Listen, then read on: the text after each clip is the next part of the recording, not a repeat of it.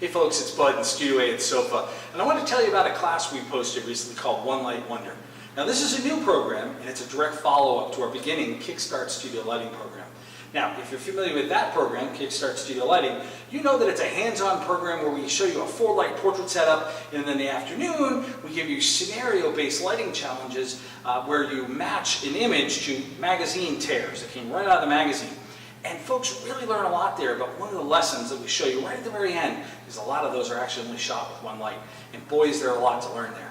In fact, a lot of the stuff you see and the stuff you want to create on your own is actually only shot with one light, or sometimes one light and a simple reflector.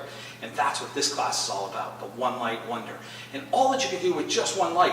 Now granted, we tend to use studio lights, but you could be using speed lights. Heck, you could even be using constant lights and see what you can make out of one light and just how awesome and quite frankly wonderful it can be.